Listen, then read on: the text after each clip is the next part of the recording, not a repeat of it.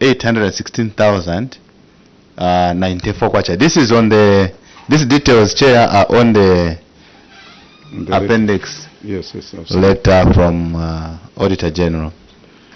Now, why indicate a bigger balance instead of a smaller balance that was correctly in the books? That's the second question. The third question is, it is indicated here by the Auditor General that on the last sentence, you are therefore required to take the corrected financial statements and other relevant records for verification. My question, Chair, to Chadiza is that why were these correct financial statements and these other relevant documents not available at the time of audit? Instead, you had to look around for them after the auditors had gone. That's when you were able to find these, or we were able to make these corrections. Why? And if truly you submitted, what is, Chair, is the probability that these documents that were submitted were true and not cooked or created documents? I submit, Chair. Secretary. Thank you, Chair. Allow me to invite our Director of Finance to explain on financial statements. DF. Thank you, Chair.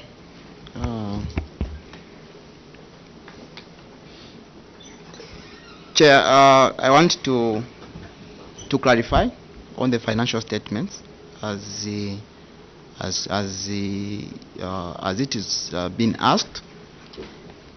Financial statements, there are some errors. In fact, the errors were due to disclosures because it was identified by external auditors and local government equalization funds statements. So local government equalization statement is a separate statement which is prepared because initially what happens is that when we receive grant, it comes in two parts, which is 20% and also that of 80%.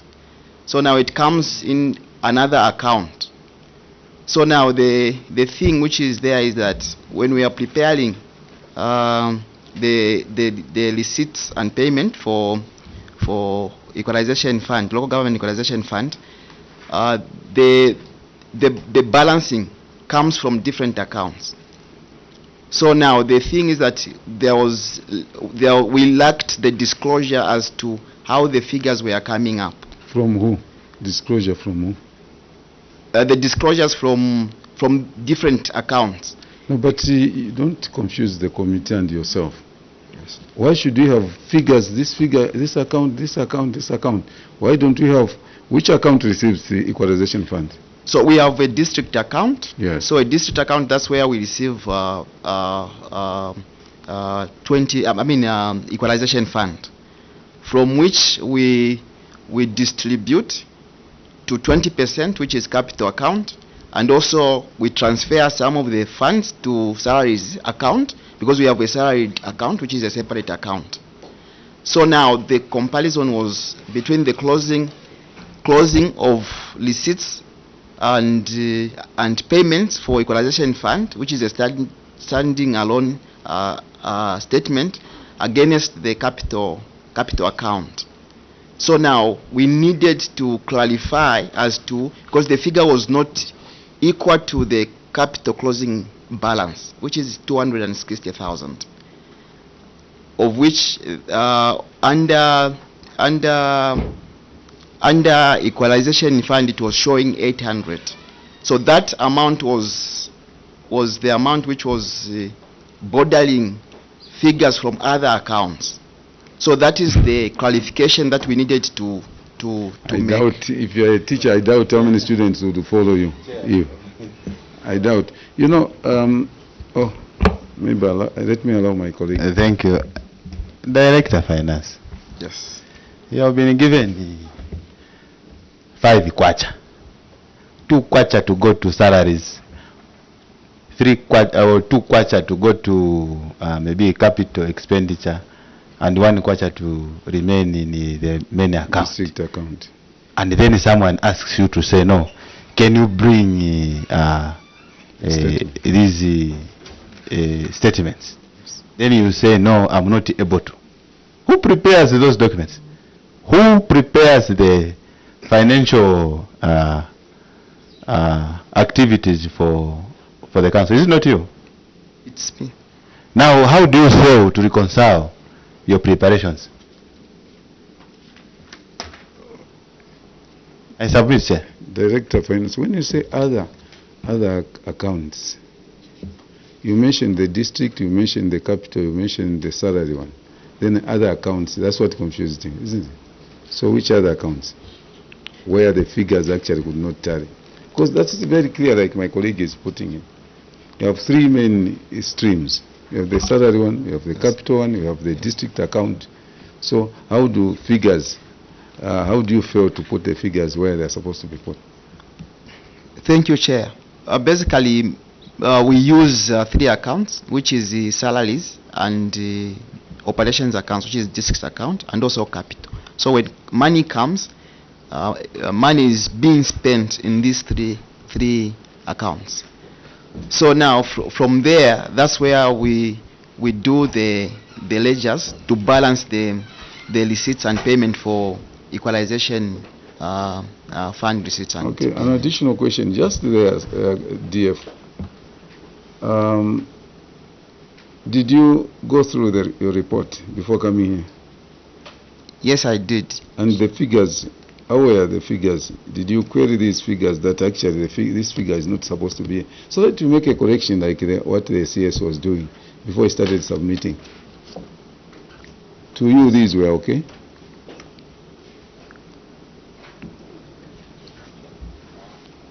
Because you should have mentioned, you should have raised. You say no, the flag to say no, this is not correct, CS. Can we make corrections before we start submitting?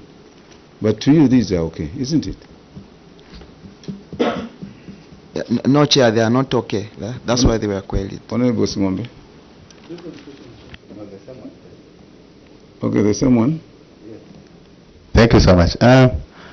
Look, DF, how long were auditors in your district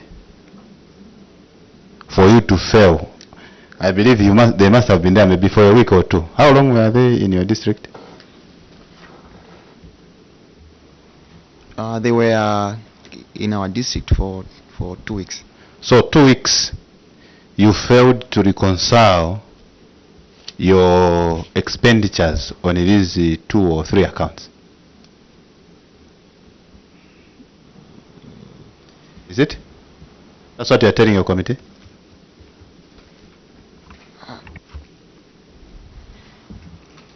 No. Basically, it's when we prepare, we submit, and then auditors goes through. So the opinion came after submission.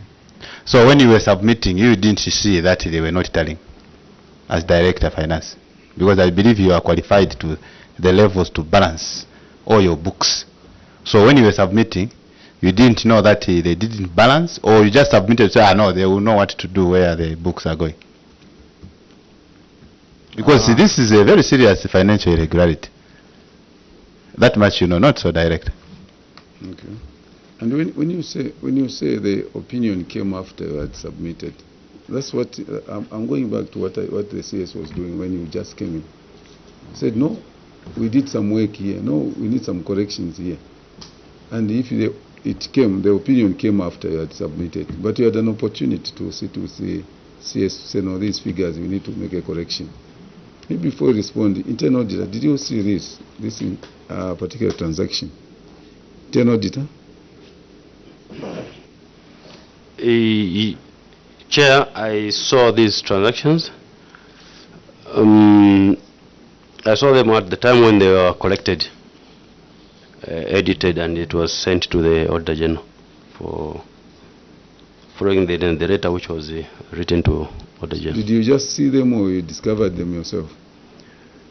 Chair, at the time, I did discover them, and we agreed with the Director of Finance that no, this is the problem. Right?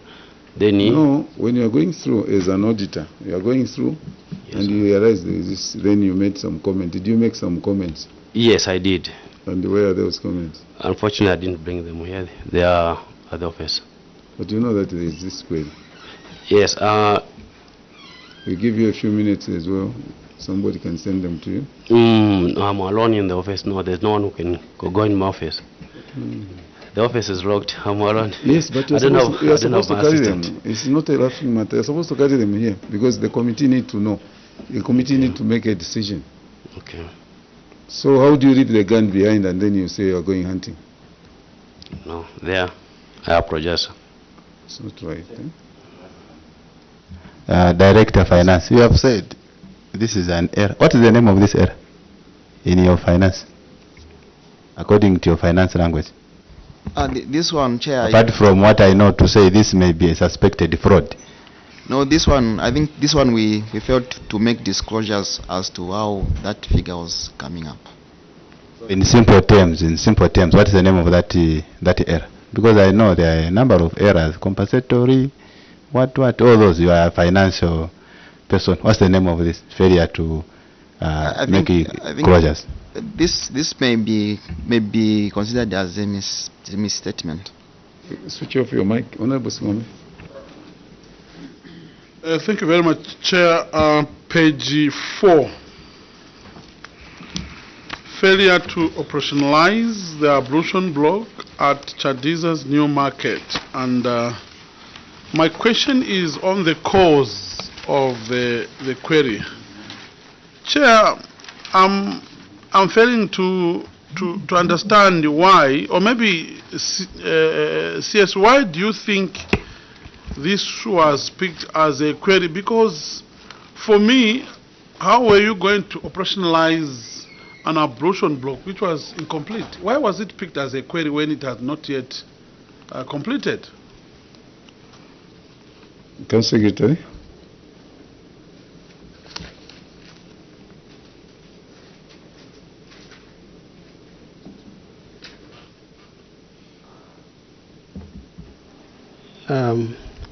Chair, the ablution block was needed at the market. That's why it was picked as a query.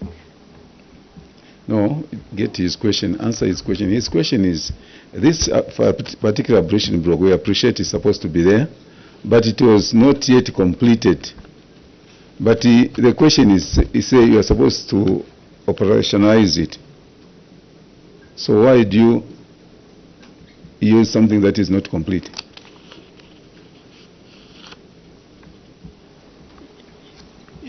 At the time of auditing, we had not connected water to the facility. So it was not complete. It was not done because the water connection was not done. Why didn't you submit that to the auditor so that they drop the same query? Because it was just water. So why didn't you submit your response to them? Additional question, Chair. Yes, sir. Go ahead. Yeah, because this is why I'm asking. Why was it picked as a query? Probably, how long did it take? Chair, they could have left it for 1 year without connecting water. Yeah. So the question is, why was it picked as a query? Because you can only operationalize something that has been completed. And if I heard you correctly, the DF said the auditors were there for 2 weeks. You mean in that 2 weeks you could not explain to the auditors as to why this particular ablution block was not being operationalized? Council Secretary.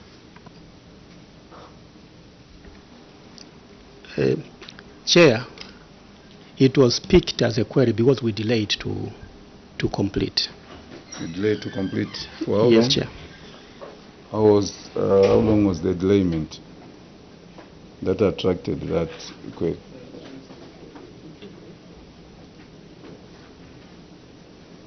Director Engineering, when did you complete that? It started some time back. in 2021. So they needed to see it operational. That's why it was picked, because we took long to finish. And this is When did we finish? In November 2023. not 2026.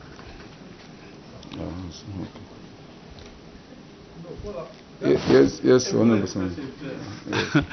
Why did it take you that long? Thank you, Chair. Director Engineering.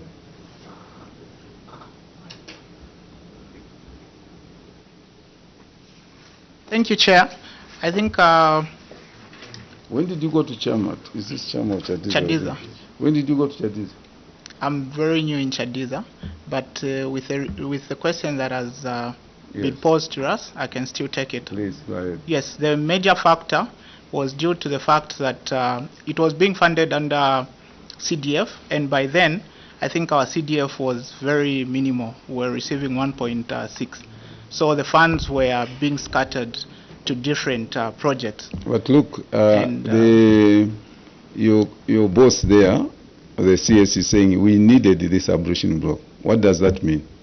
It means it's something that you needed urgently. You needed the abrasion block, and you are receiving 20% component. A capital component. You couldn't allocate some money because you needed to open that abrasion block. Whether you are receiving 1.6 CDF or 700 or what, but there was capital component of that the equalization fund, which you should have used to this because you needed the abrasion block at the market. Yes, sir.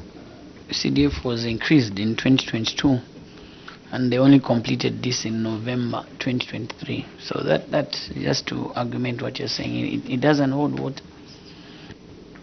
So, Council Secretary, please respond on the negligence from there.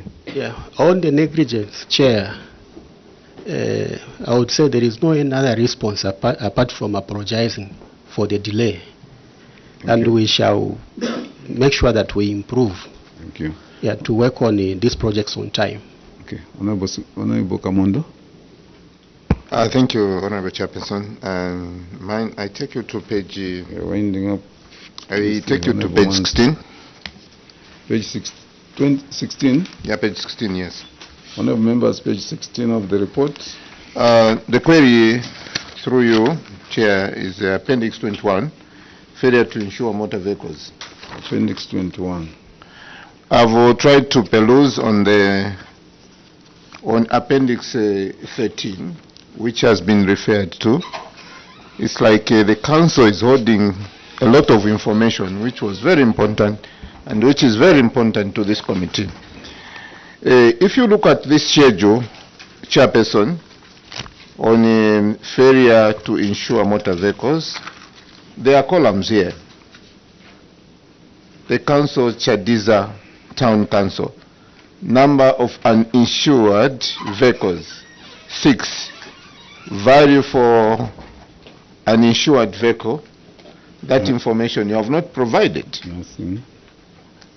Then number of uninsured properties, that one is not there.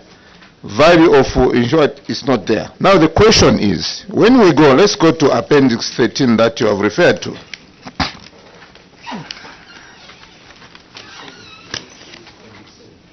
Yes, Appendix 7, yes, not 13. Okay.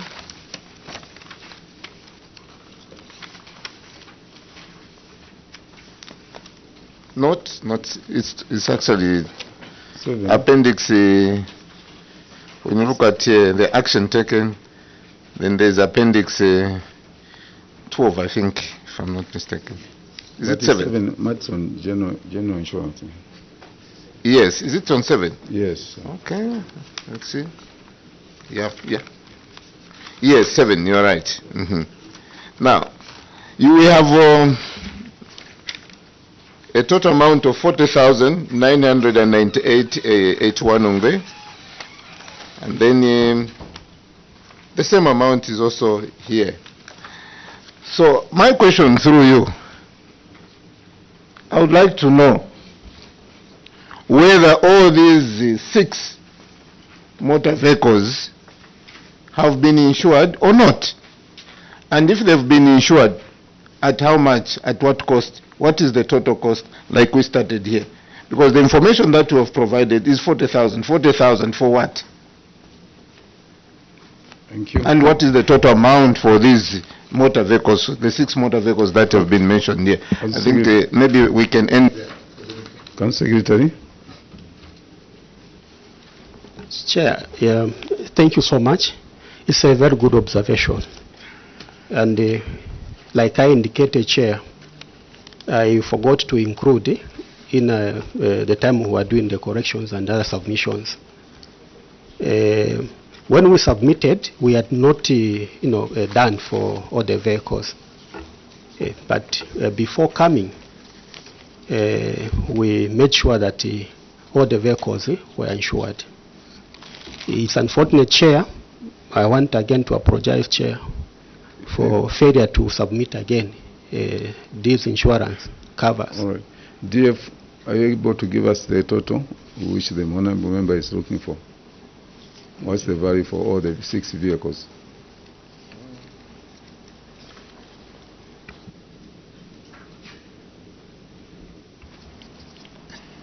Chair, the value is coming to almost to 50,000. No, sir, don't say almost. Right? Those vehicles, we are counting 1, 2, 3, 4, they cost 30,000, not something, or almost. Give us the value for 6 vehicles.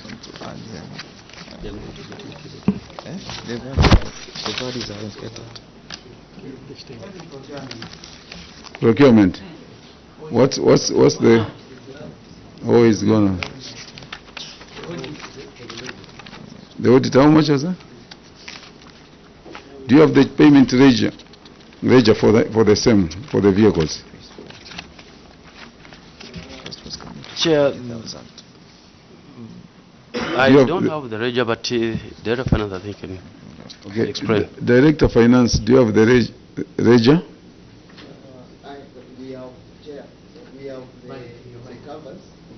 We have the covers. Let me just maybe add up the value that it is costing these vehicles. But me, I don't understand you. I'm not an accountant. I'm not a financial person. Yes. But all these things that you do in your office, you say motor vehicles, just like the table that you have put. I believe there is the ledger has even the details of the vehicle. ABC 2022.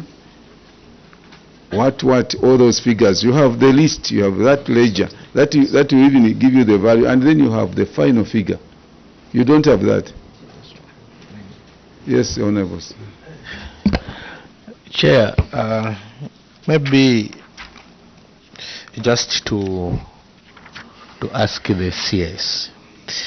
There are about 6 vehicles that you have insured, not so. How much is the value of one vehicle?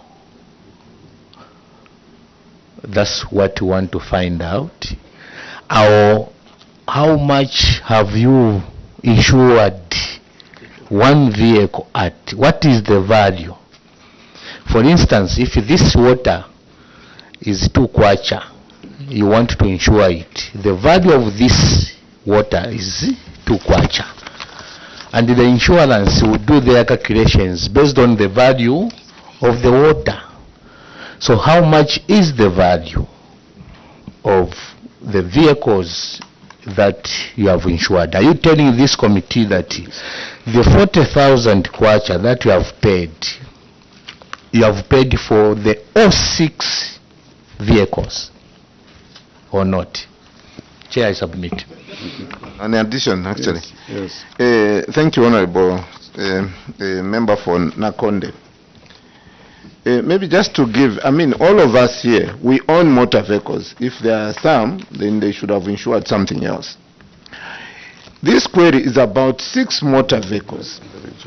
And each motor vehicle has got its own value.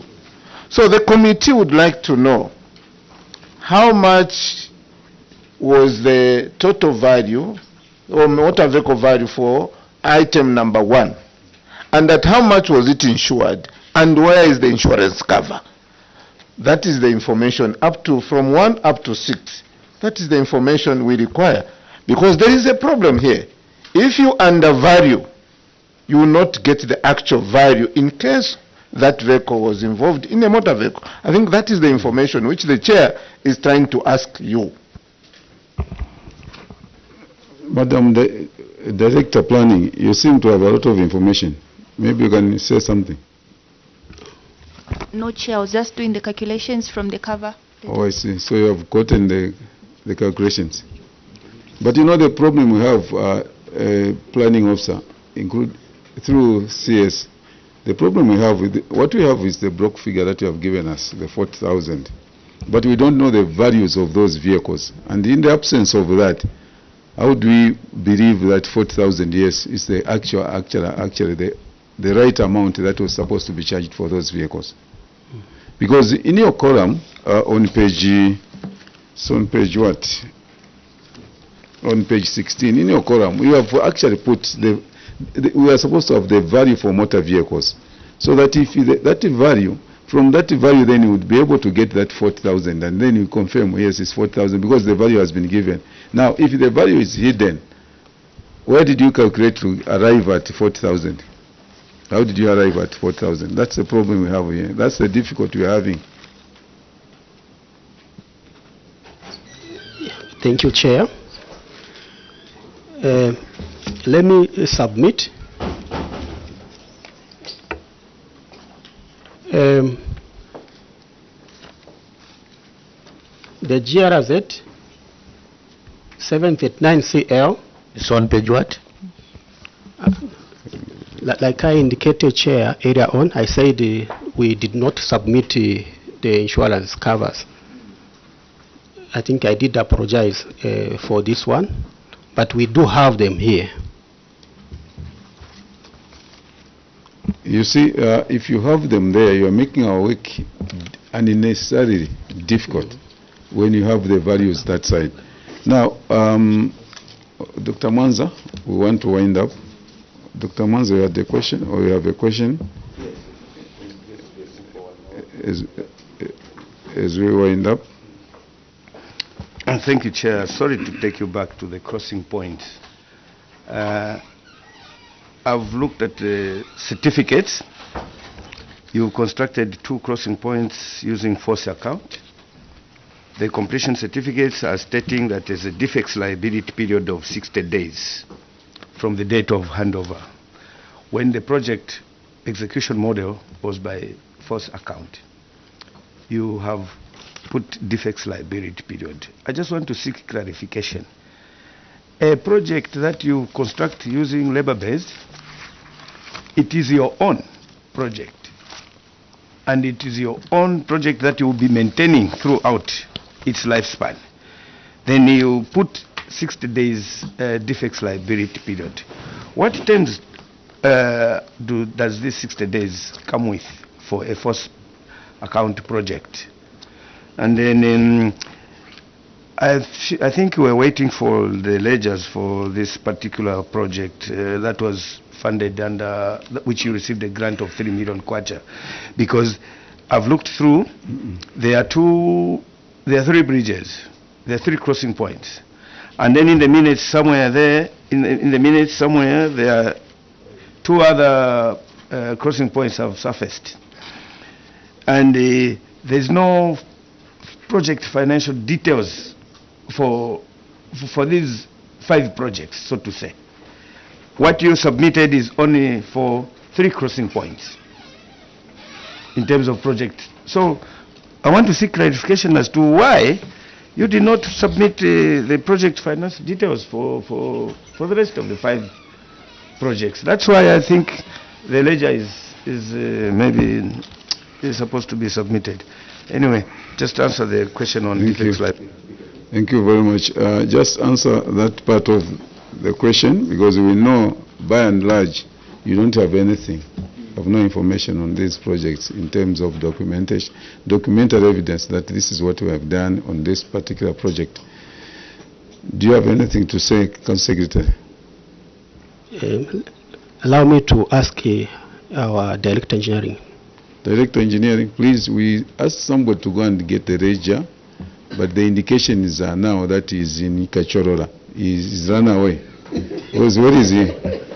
Director Engineering. Yes. Thank you, Chair. So the concern that has been brought is to do with the 60 days on the completion certificate. Yes, yes, sir. As the local authority, at the time of implementing this, I think we had engaged a private company to do the graveling and also the compaction. So it is the 60 days that we gave them to say what you've done on this stretch, we want it to stand within this time. So we did it under labor-based, but there are some works that we had to outsource because as the local authority at that time, we never had earth-moving equipment. So we had brought in that aspect. Thank you very much. Chadiza Town Council, we appreciate your appearance, but we want to put it on the record that your report falls below the acceptable standard. There are a lot of gaps, as you have seen. You have apologized to some extent because you are not having everything that is required for you to complete a report that you would submit before this committee to help the committee write a good report. If you have gaps like that, then we are unable to complete, a good report to be submitted to the main house. We want to urge you to work as a team, Council Secretary, make sure you are on top of things, but these gaps shows that actually you don't sit and come up with one report. You could have new members here and there, new officers, but that doesn't warrant you to do what you have done, because basically it shows that you didn't sit down as a committee, as management before coming here. You go through the report, department by department, and be able to see all the shortcomings that are on the report and address them. And to some extent, you prepare, an addendum like you have done. Say, no, I have this additional information besides what was submitted by the Auditor General. That is what we are looking for. But if you come here with unresolved, like I've indicated that one of your officers is missing here, we don't know where he is, that is not encouraged. We wish you well as you go back.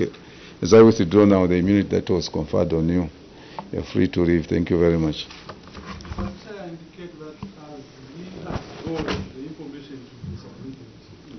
If we don't get the information, we'll get him. Just option. Thank you, Chair.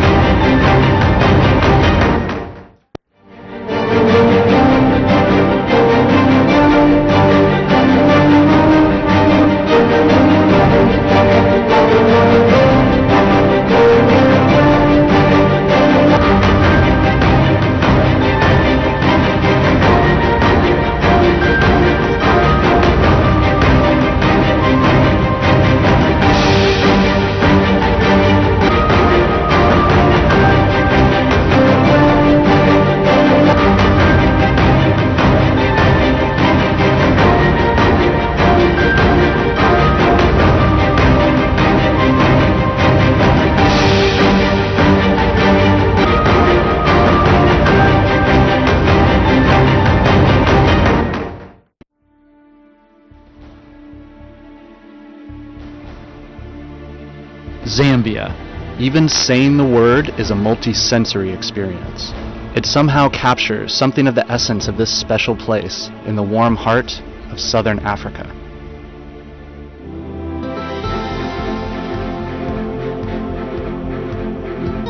Take in the mighty Zambezi River, the majestic Victoria Falls that form Zambia's natural southern border, and the national parks overflowing with wildlife. Immerse yourself in the fast-growing towns and cities, teeming with history, light, and life. Then visit vast lakes that seem to touch the stars and engage with the plethora of different ethnic groups, cultures, and languages. Together, they make up the intricately woven fabric of this remarkable country. To visit Zambia is to begin a love affair that will never be exhausted, and unlike any that you have ever experienced before. For all the superlatives that man has used in his attempts to describe Victoria Falls, none are able to do this incredible natural wonder justice. You have to see it for yourself. It is a truly awe-inspiring experience. Livingston, once Zambia's capital, and the Zambian side of the falls have become a mecca for discerning adventure tourists. Peer into the abyss from Devil's Pool at the edge of the falls. Career down the powerful rapids from Batoka Gorge in a whitewater raft. Bungee jump from the historic Victoria Falls Bridge. Or fly over the falls on a flight of angels. Whatever activity you choose, you'll be left with a renewed appreciation for the sheer might of nature. Kafue National Park is amongst the biggest in Africa and is home to more than 130 species of mammal and more than 400 bird species. Enjoy the wildlife from a different perspective on a boat cruise or a canoeing or walking safari. For sheer density of game, South Luangwa National Park is second to none. It certainly lives up to its nickname as the Valley of the Leopard. The stunning Liuwa Plains play host to the world's second largest wildebeest migration and boast some of the most striking vistas you will see anywhere in Africa. At Kasanka National Park, you can view the largest mammal migration in the world when each November, literally millions of fruit bats cover the skyline as the sun sets. Zambia's bodies of water are as abundant as its wildlife. Although it is landlocked, this country has more water than any other in Africa. There are the long, meandering rivers, some of which are interspersed by waterfalls that are only narrowly surpassed by Vic Falls. Then there are the lakes, from the vast, remote Lake Tanganyika, far in the north of the country, which is one of Africa's Great Lakes, to Lake Kariba, Africa's biggest man-made dam. Kariba is an increasingly popular beach holiday destination that is strangely reminiscent of the French Riviera. Or for the best bath of your life, visit the incredible Kapisha Hot Springs.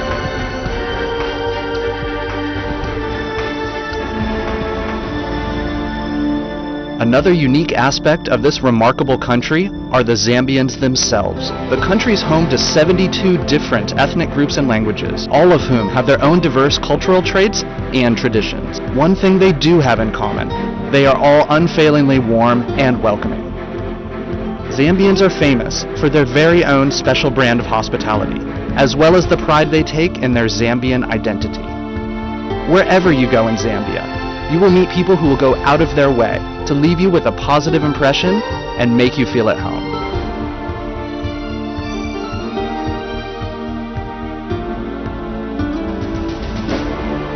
So what are you waiting for?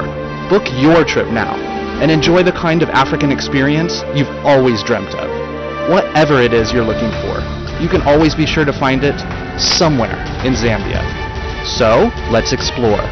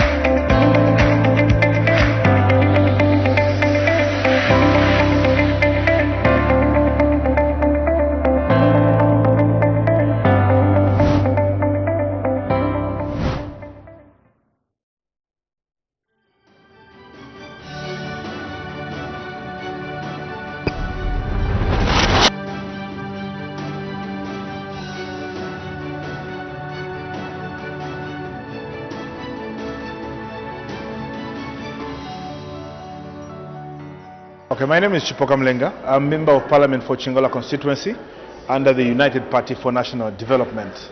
I am currently working as Minister of Commerce, Trade and Industry. President Hakainde Hichilema was gracious enough to give me the opportunity to serve the Zambian people as Minister in Commerce, Trade and Industry. And under his leadership and mentorship, I am learning quite a lot of things to serve the Zambian people to the best of my ability within the given time and the given resources. I have been married for the past 16 years to a young lady that I met at university, at the Copperbelt University, Likonge Makai. She is an electrical engineer. She's been a very, very good source of encouragement to myself in many, many other spheres and aspects of life. Together, God has blessed us with twins, a boy and a girl, and they are 14 years old. And I am born from Mr. and Mrs. Mlenga. My father is Aston Chilufya Mlenga, my mother is Monica Mlenga, and from 7 children, I'm the 5th, 2 girls and 5 boys, of which I am the 5th one. Before joining politics, I worked in my private life. When I just graduated from university, I joined the local government, Mufulira Municipal Council, where I worked as a management trainee, or should I say an intern, for some time, barely 3-4 months, before I joined Konkola Copper Mines from 2006 until 2021, when I left the mining industry. And I worked in the mining industry, serving many different portfolios, until such a time when my affiliation into politics, you know how the past government was quite oppressive and very vengeful in many different ways to people that were perceived to be against them. And indeed, I spoke so much loudly against the tyranny rule of the past government, the injustices that we saw, the uneven distribution of wealth among the general public, among many other things. So deliberately, after being incited by some non-members of parliament then, 2 of them, I was declared redundant. Graciously, gladly, I left. I walked away in 2021, and I will be very clear and glad that through my media engagements on radio and TV, President Hakainde Hichilema identified me. And then I was given a chance to contest the seat under the UPND because I was coming in from the alliance to work together, and that is a decision I have never regretted.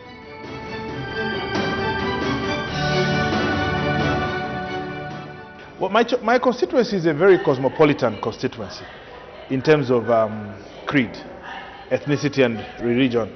You know, it has got rural communities, it has got peri-urban, and it has got urban communities. It is the biggest in population constituency on the Copper Belt.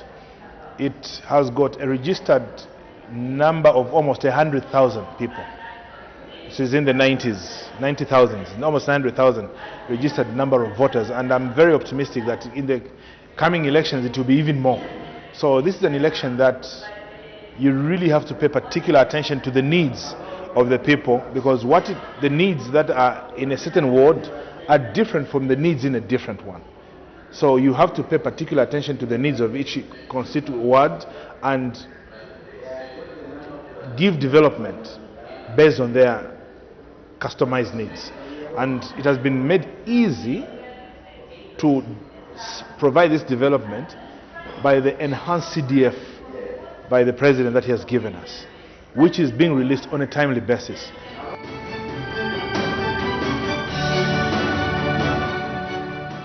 I can assure you that I've got 18 wards in my constituency, and in these wards, the needs in Chingola Central are different from the needs in Ipafu, Mudenda, Chabanyama and other places. So others are asking for boreholes to get decent water facilities. Others are asking for markets as trading places, and we are giving them. Others are asking for crossing points in terms of bridges.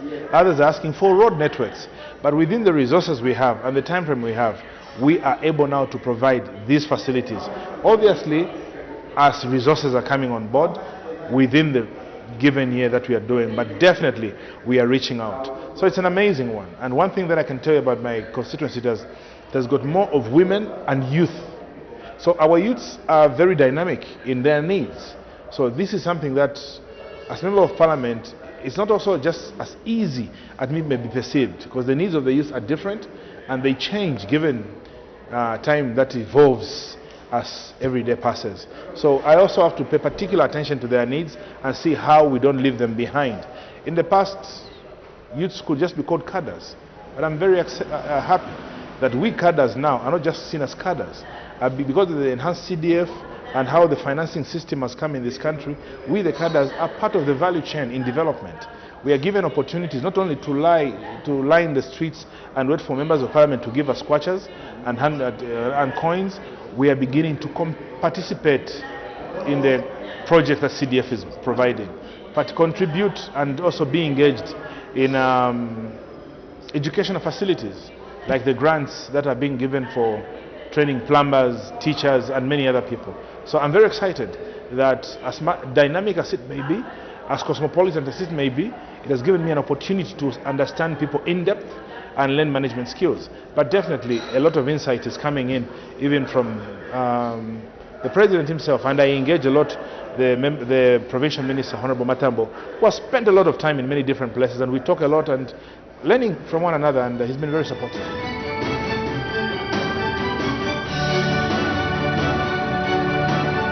We have to believe in the system, and collectively as a team we will achieve. We have to understand that we used to struggle in the past. Just to get water to run from a borehole that was sunk by government at Chwempala was something that was never heard of. Today we have done it. We are talking about Munsenga, which had a health facility which was running from 7 o'clock to 14 hours. Now with enhanced CDF, we are putting up a mortuary and a maternity wing facility where our women can receive decent health maternity facilities, among many other things. So all I can tell the people of my constituency is let's keep engaging. Even from the criticism that is coming on board, we are drawing lessons, and collectively we will do something that will change our living standards. Look at Fipuya Bridge. It is always a river when it rains and people cannot cross to the other side. Others who have to, our women have to undress, our young boys have to be swept away just to move into those facilities. But we are going to put up a state-of-the-art bridge where 2 cars can cross past each other. Trucks that are carrying food and farming input can cross.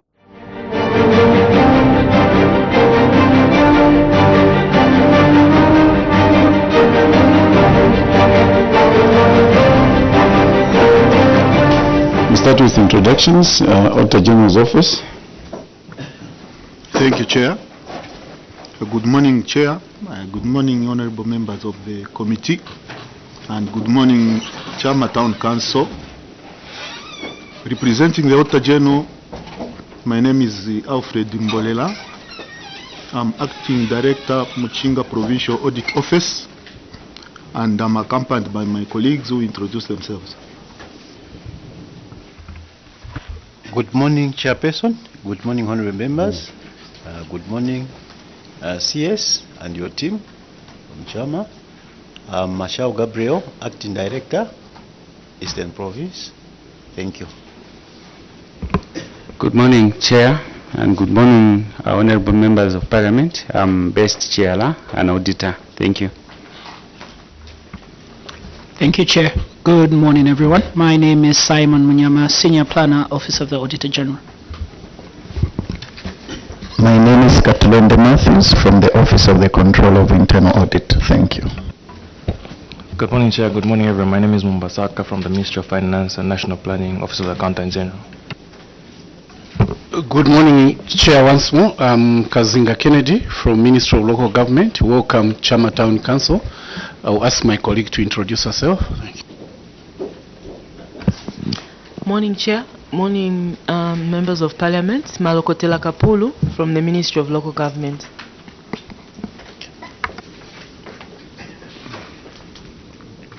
Thank you, Chair, and good morning, everyone. My name is Stanley Kalala from the Office of the Clerk. Thank you, Chair. Good morning, honorable members of the committee. Good morning, Chama Town Council. My name is Mlenga Bright from the Office of the Clerk. Good morning, Emmanuel Walia from the Office of the Clerk. Thank you. May I invite you, Council Secretary, to introduce yourself. Thank you, Chair. Good morning, Chair. Good morning, honorable members of parliament. Good morning, other colleagues on the other side. Thank you. I'll ask my members to introduce themselves. Switch off your mic. Yes. Good morning, Chair. Good morning, honorable members. Just speak louder, a little bit louder. Good morning, Chair. Good morning, honorable members. My name is Paul Silwamba, Director Engineering, Chama Town Council. Thank you. Good morning, Chair. Good morning, honorable members. My name is Isaac Nyimba, Socio-Economic Planner, Acting Director Planning. Good morning, Chair. Good morning, honorable members. Good morning, the other colleagues from the other offices. I'm the Direct Finance Kisanga Mwing from Chama Town Council. Good morning, Chair. Good morning, honorable members. My name is Felix Piri, Chief Human Resource. Good morning, Chair. Good morning, everyone. My name is Evans Sibili Shokwe. I'm the Assistant Internal Auditor, Chama Town Council. Thank you very much, honorable members of parliament. Honorable Simumba. Chair, thank you very much, and the Chama, you are most welcome to your committee. I'm Honorable Simumba Lucas, Member of Parliament for Nakonde. Thank you very much. Good morning, Honorable Chair, honorable members, and our permanent witness. Good morning, Chama Town Council. My name is Christopher Shaka Fuswa, Member of Parliament for Mandevu. Mandevu constituency is where you are here, so you're welcome to Mandevu. I'm a member of the committee. Thank you so much. Good morning, Chama Town Council. You're welcome to this committee. My name is Elliot Kamundo. I'm Member of Parliament for Mufumbwe constituency in Northwestern Province. Thank you. Good morning, Chair. Morning, permanent witnesses, and good morning, Chama. I'm Honorable Dr. Aaron Mwanza, Area Member of Parliament for Kaumbwe constituency, Petoge district of the Eastern Province. Thank you. Thank you very much. Chama, my name is Mulunda Darius, Member of Parliament for Siavonga, and I'm the chairperson for the committee appearing before this morning.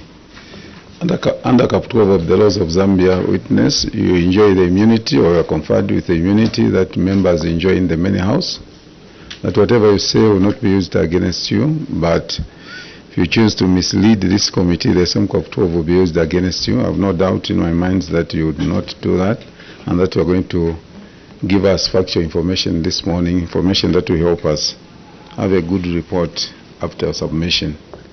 With that said, let me now invite you to make your submission to your committee. Maybe before you do that, just out of interest, I want to know when you went to Chama, starting from here. Tell us, when did you go to Chama? Sir? Yes. Thank you, Chair. I reported to Chama in August 2018. 2018. And you are the auditor? I'm the Assistant Internal Auditor. Assistant Internal Auditor. Okay. Next. When did you go to Chama, sir? You reported in Chama in December 1st, 2022. 2022, December 1st. Okay. CS? The Chief Human Resource Officer. Okay. Thank you, Chair. I reported to Chama on the 16th of November 2023. Okay, November 2023. Yes. Yes, sir. Thank you, Chair. I reported to Chama on 1st December 2023. Okay, DF. Okay. Yes, sir. I reported to Chama in 2022, somewhere in February. I think it should be the 15th. Okay. Paul Silwamba. I reported to Chama 2023, in November, ending of November. Director of Engineering. Director Engineering. All right. Make your submission, Council Secretary. Thank you, Chair. Before I submit, Chair, I beg to distribute an addendum which we had actually left out a few amendments, appendices on some of the pages here. How many pages? I think there are just about 3 areas where we had actually left out appendices. Okay, what are those areas? Which are those areas? Okay, number 1 is on irregular payments of salaries. That is on page what? On page 4. Page 4?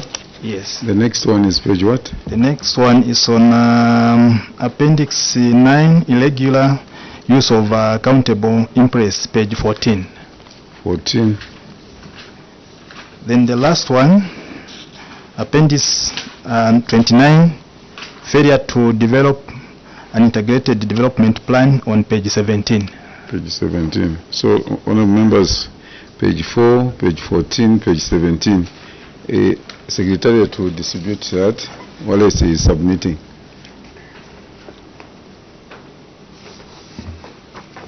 Okay, go ahead. Thank you, Chair. Part A, Chair, specific audit findings. Rural water account and reconciled balances. Management response, Chair. Cause of query. Management acknowledges the observations made by the auditors and wishes to state that bank reconciliations balances not matching with the bank statement balances was not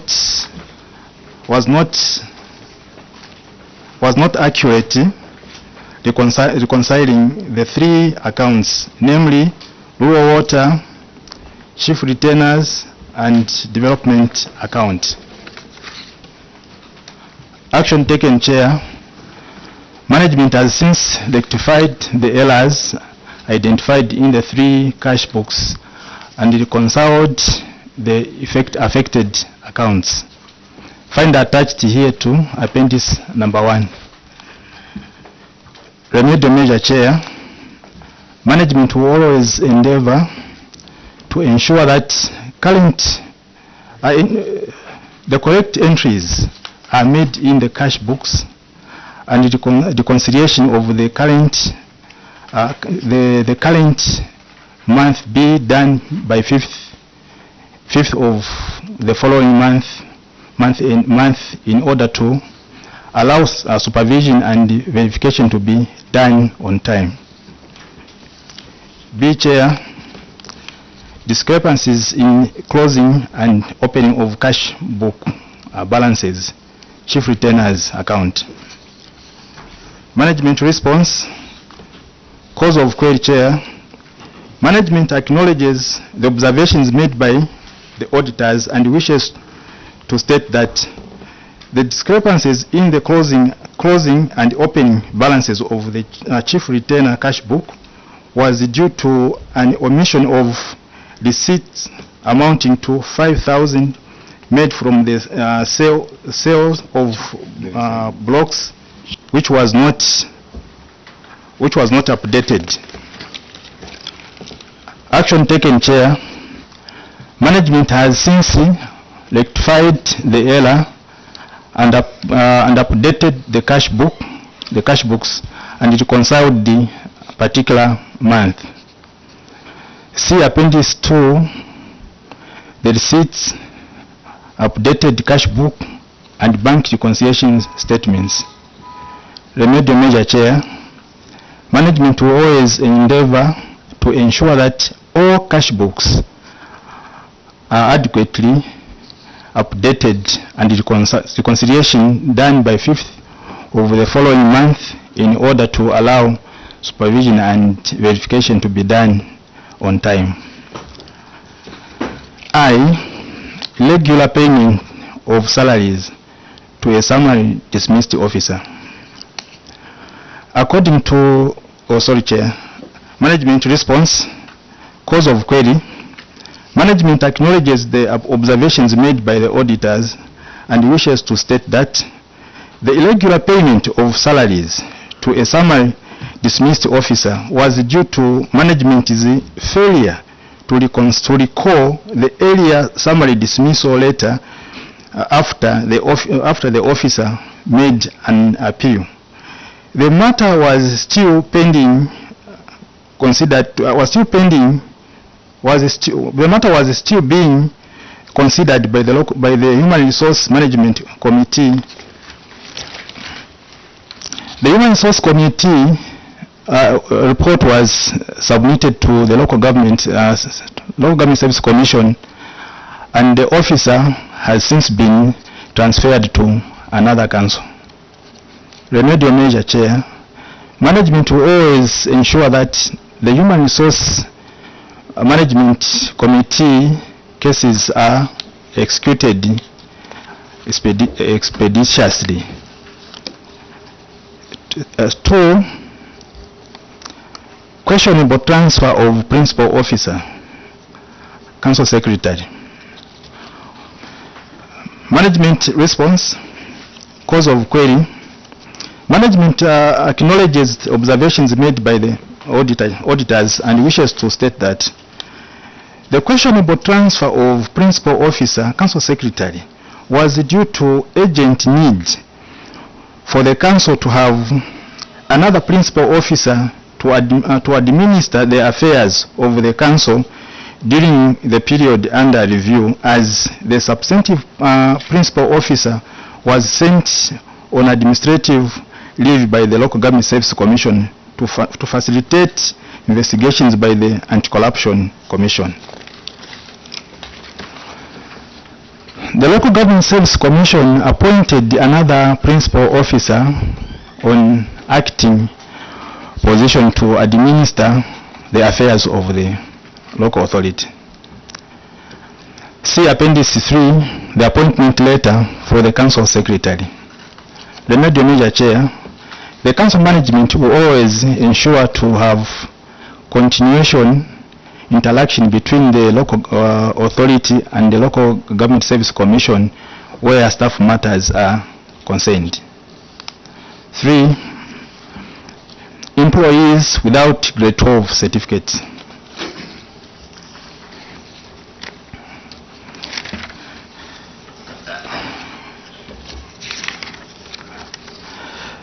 Management response, cause of query, Chair.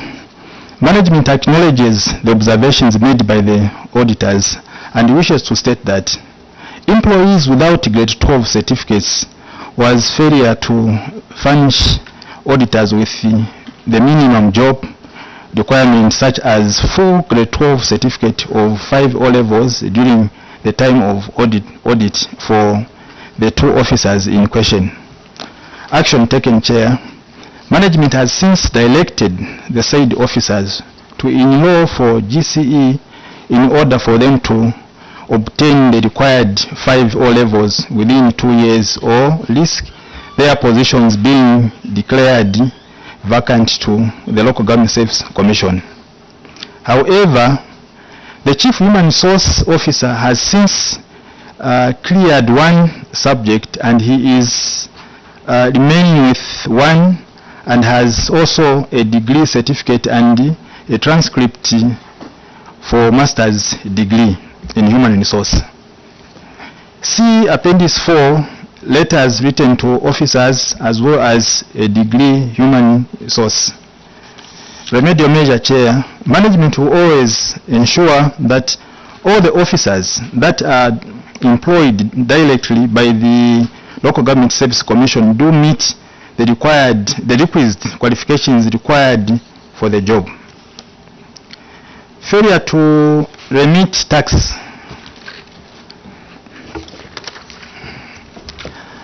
Management response, cause of query.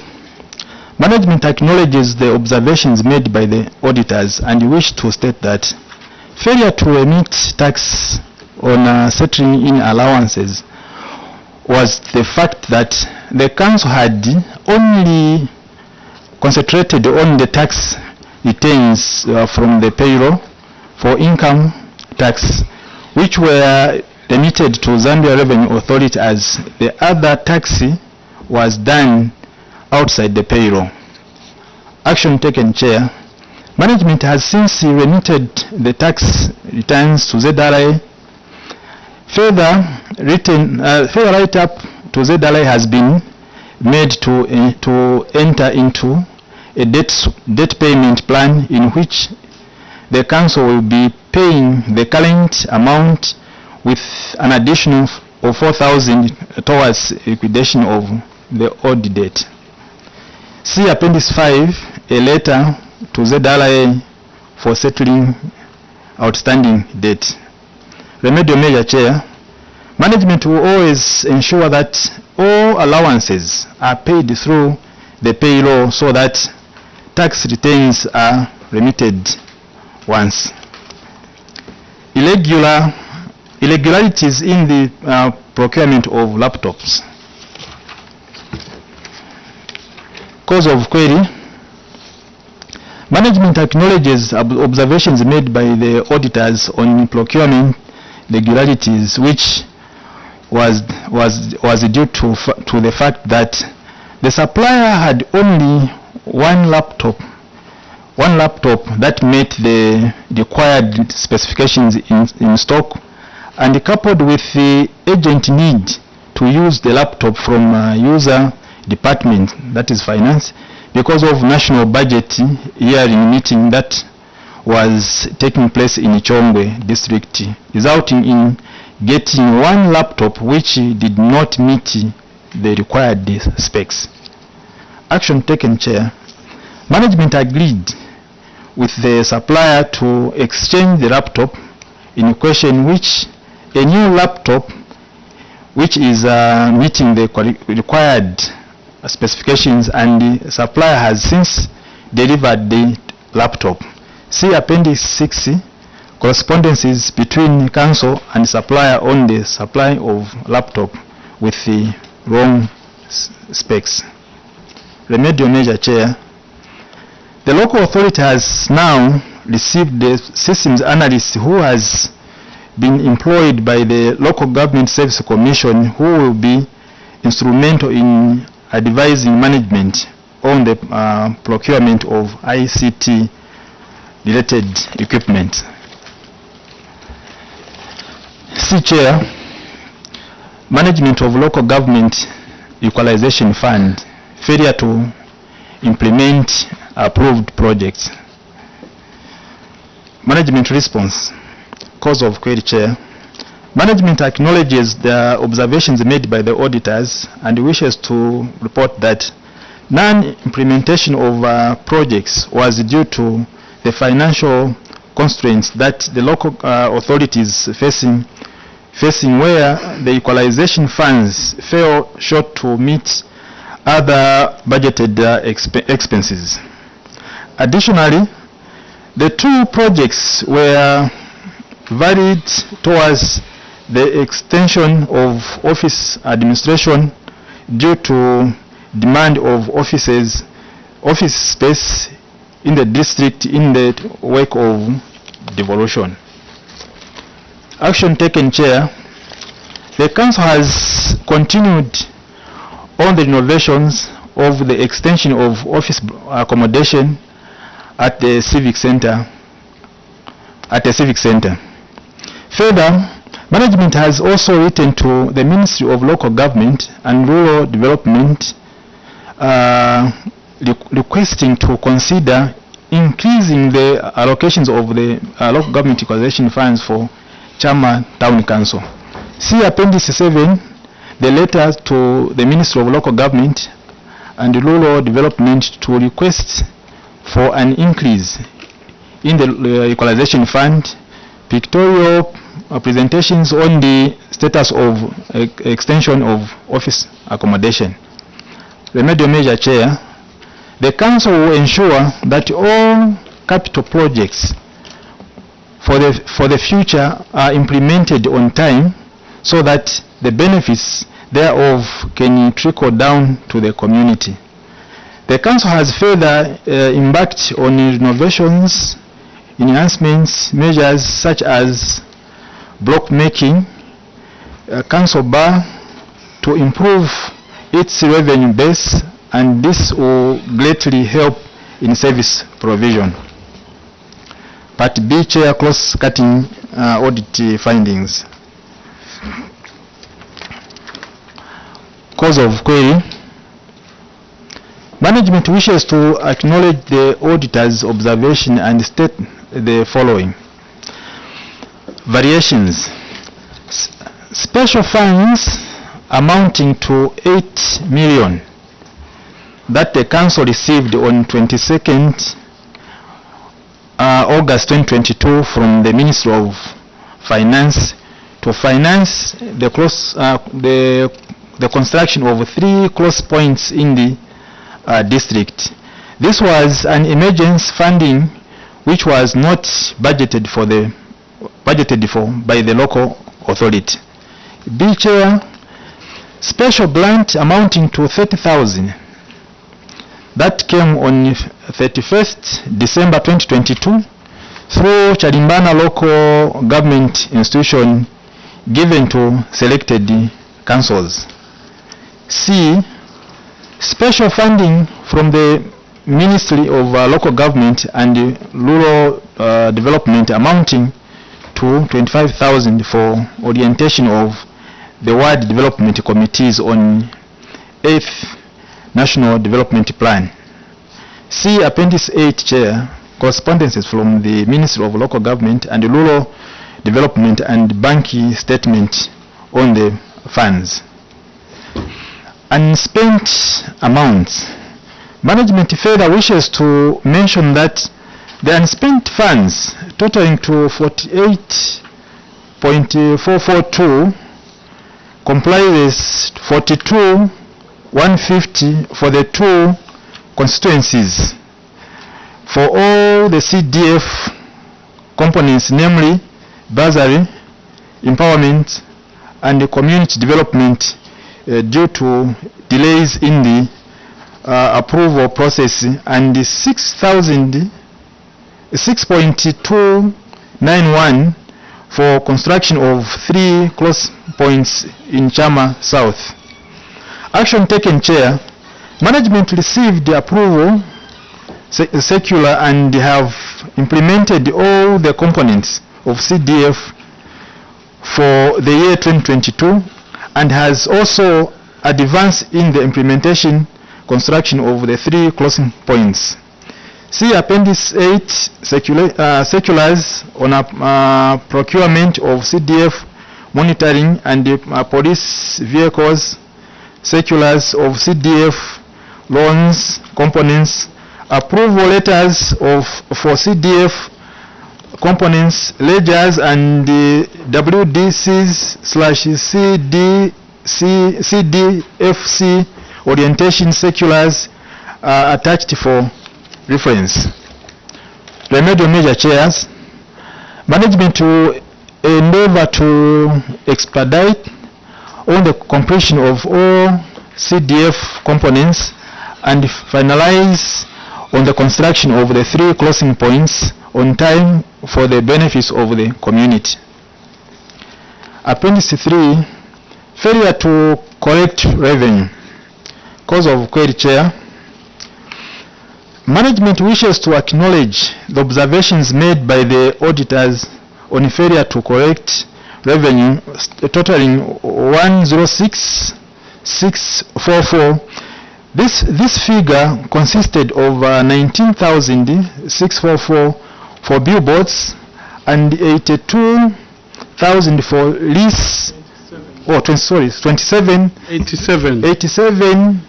87,000 for lease of council properties as a result of non-compliance by billboard owners and sitting tenants, Zambia police and immigration officers at National Luangwa site to pay for North Luangwa site to pay for billboards and rentals respectively.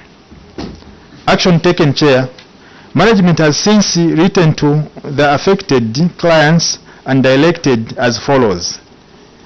Billboards. Billboard owners to pay before the end of February 2024 for bills from 2022 to 2023 and the current bill by the month or by month end June 2024. List of council property. The officer in charge for Zambia Police Chama Division to settle the outstanding arrears for officers that are occupying council houses by end of February 2024 through the officer in charge for Zambia Police Chama Division to settle. I think there's a repetition here. I beg for forgiveness. I'll start at actually through submission of a list of officers to Public Service Management Division so that deductions can be done at source and remittance is done directly to Chama Town Council. See correspondences.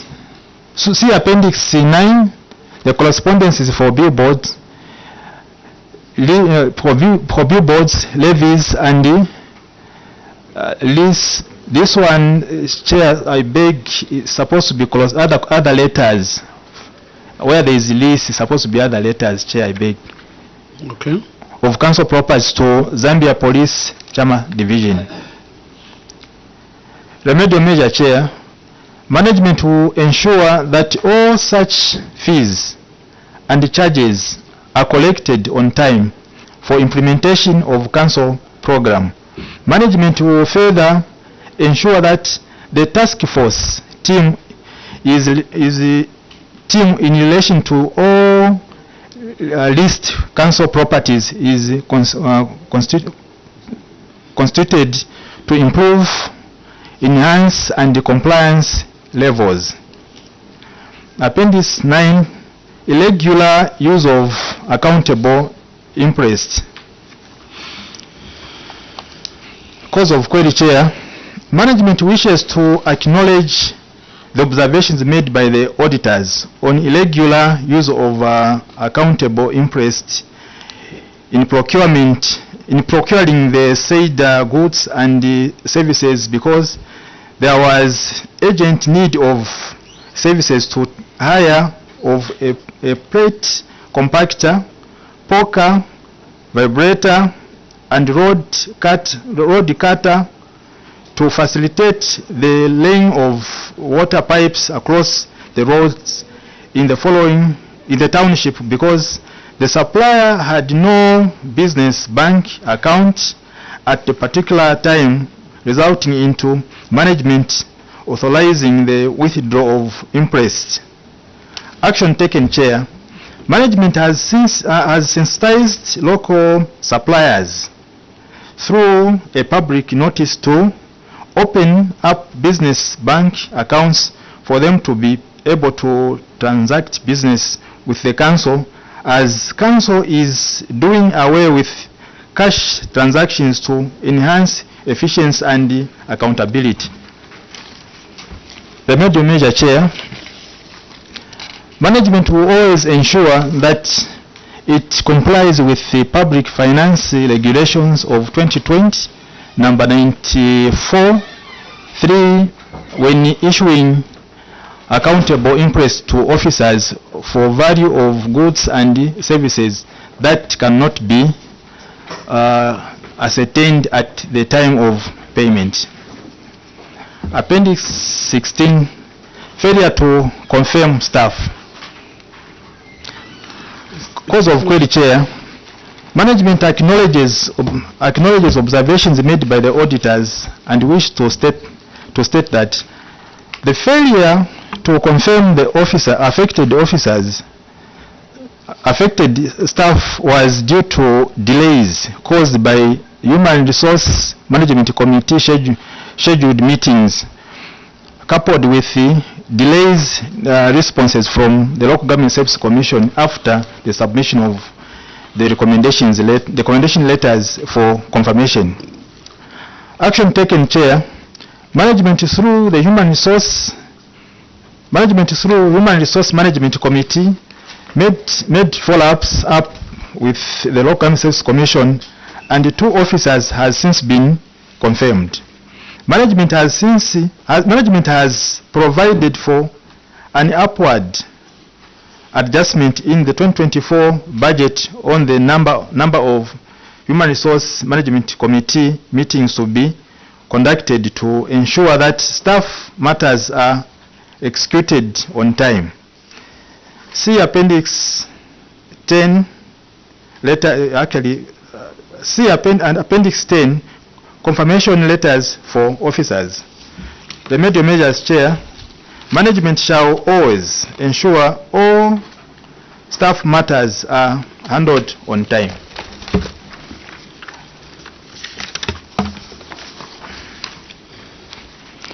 Appendix 17, Chair. Employee without required requisite qualifications. Chair, this is just a repetition. It was actually repeated in the I think I've already tackled this part. I don't know whether I can go through it. It's the same one. No, I think it's the same one.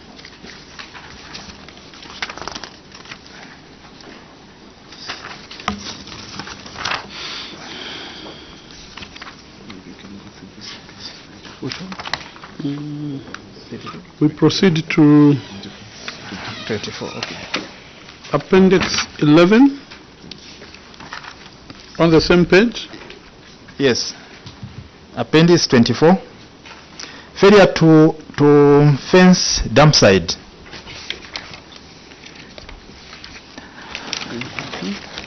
Management response, Chair. Cause of query. Management acknowledges the observations made by the auditors on failure to fence the dump site, and wish to state that this was as a result of not having received a decision letter from ZEMA. Action taken, Chair. Management made follow-ups to ZEMA, and a decision has since been issued. Further, funds for fencing of the dump site has been allocated in the 2024 budget. See Appendix 12, a decision letter from ZEMA and the extract of the budget for 2024 for allocation of funds for fencing the dump site. Remedial measure, Chair. Management will ensure that dump site is fenced in accordance with the law.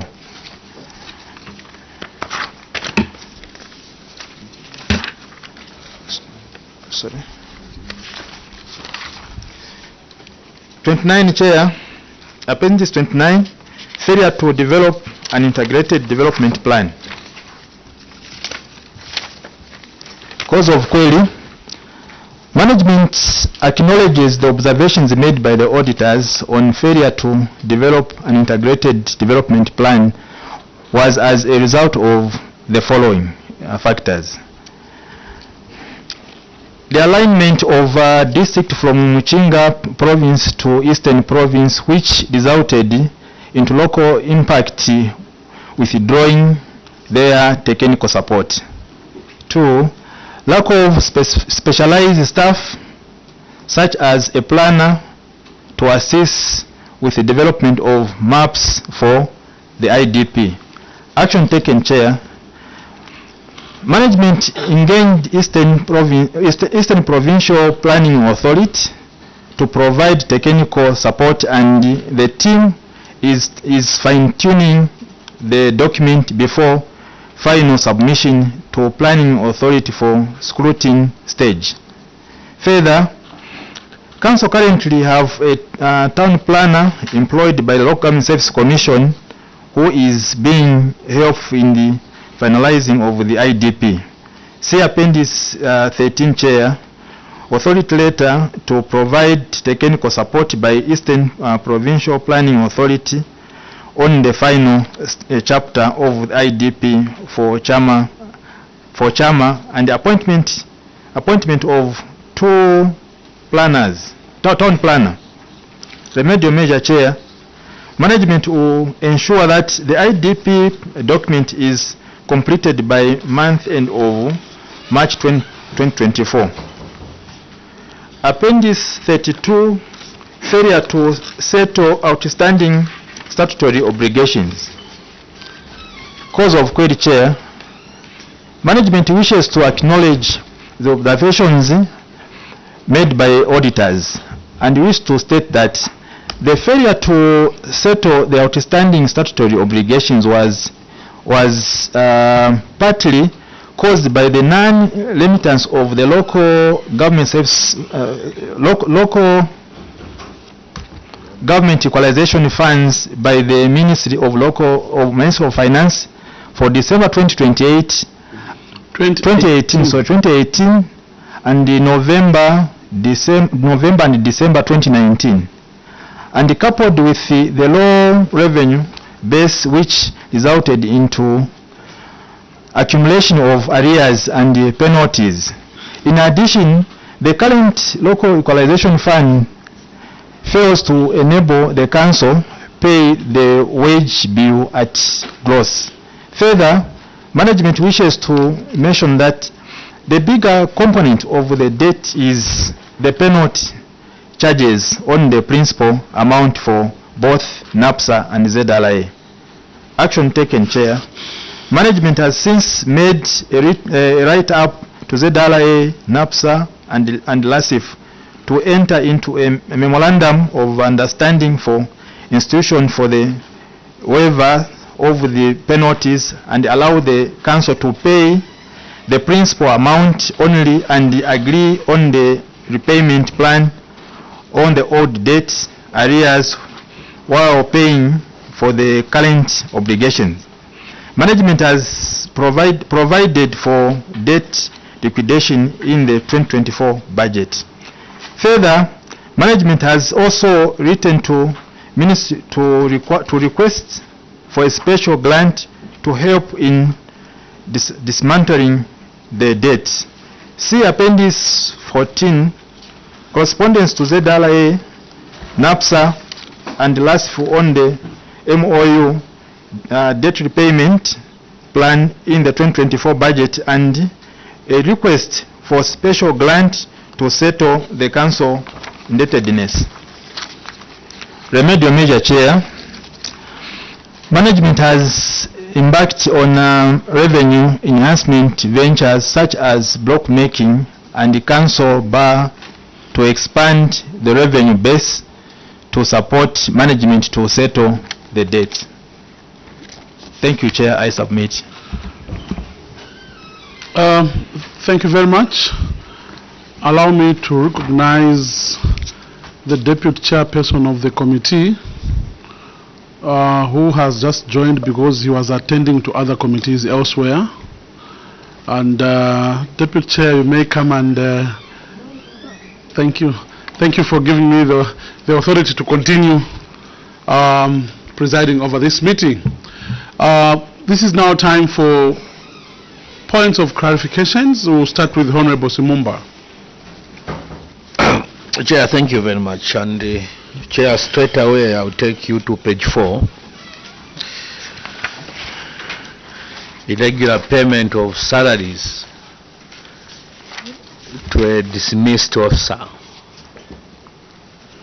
Summarily dismissed officer.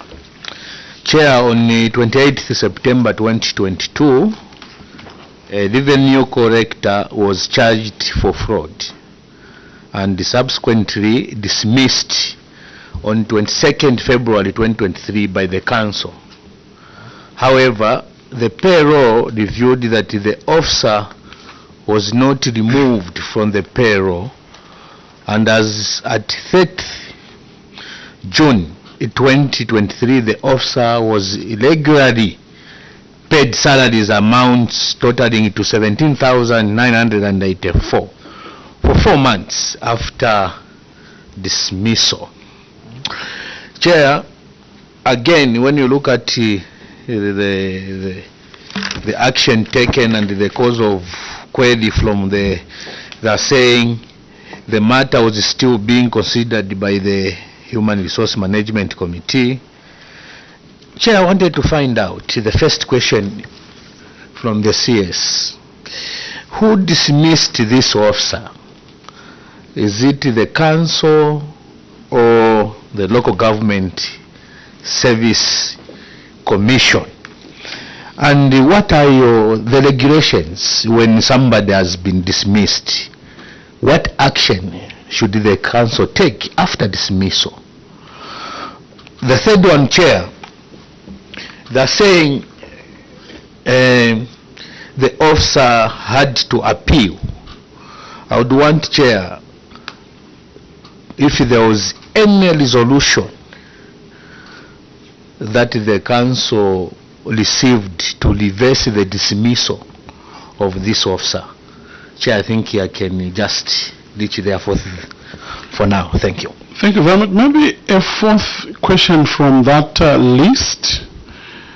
When a person is dismissed, he's given with a dismissal letter. Now, when you look at this query, it talks about failure to recall. Now, just help me. Do you recall the letter, or you should have issued a copy from your office? Because that was a personal letter given to the person dismissed, and you should have produced a copy of dismissal letter to the auditors. Just make a clarification on that one. CS, you may respond. Thank you so much, Chair. I think as I said earlier on, Chair, what happened was when this officer was, maybe I can answer the first question, but who dismissed? The Local Government Service Commission, Chair, they have actually delegated authorities to a certain level from officers from salary scale 13 going up, those junior officers. They have actually sworn in some officers in different councils who normally undertake the responsibility of the Local Government Service Commission. Then this officer falls under that level. When this officer actually allied, the committee, the Human Resource Management Committee at the council in Chama sat and made the decision actually to dismiss this officer. And when this officer was actually dismissed, usually when this commission, this Human Resource Committee sits, make decisions, they usually report to Local Government Service Commission on, in most cases actually it's after 3 months, they will report their decisions they have actually carried out. So when this officer was dismissed by the committee through the CS's office, the officer actually was not happy with the dismissal, decided to appeal. Normally the appealing board now at this level is Local Government Service Commission. And when this officer appealed Local Government Service Commission to further to determine this matter, actually in the actual sense, the office of the chief human resource or director human resource was supposed to do a letter to the director of finance, maybe through my office, to remove this officer from the payroll. But this part actually, Chair, did not actually happen. That's the reason why, Chair, we are saying it was a management failure to recognize that this officer, even when she's appealed, but the dismissal letter stood.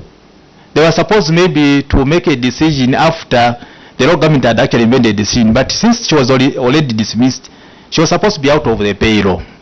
And when she appealed, later on, the Local Government Service Commission looked at the matter, and this officer was actually transferred, posted to another council. And now after going to another council, it was actually when the auditors came to Chama Council, external auditors, discovered this issue. And it was actually discovered that this officer, even if he was dismissed by this time, at the moment he's actually serving in the same position at a different council. I submit, Chair. Are you then saying that even when the officer was transferred, the local authority at Chama continued giving him salaries, or he was supposed to be paid by the council where he went to. No, sorry, Chair. When that officer was transferred to another council, Chama Town Council stopped paying salaries. Okay. Honorable, is it a follow-up? Yes, sir. Okay. Where is the human resource officer? Thank you, Chair. He's actually here. All right. The internal auditor? I'm here. Were you all two officers there? Let's start with human resource. Chair, I was there when this matter was being undertaken. You are the ones who constituted the team. Yes, through the mentioned the committee of human resource management. Exactly. Yes, sir. Was this officer given a dismissal letter? This officer, like the council secretary has mentioned, was given the dismissal letter. Did you leave a copy of that? The copy of the copy, yes, was there, was on the file. Then you continued paying. On that one, like the council secretary has made mention. Back to the internal auditor. Were you there, sir? Yes, I was there. So here is a person given a dismissal letter. You continue paying.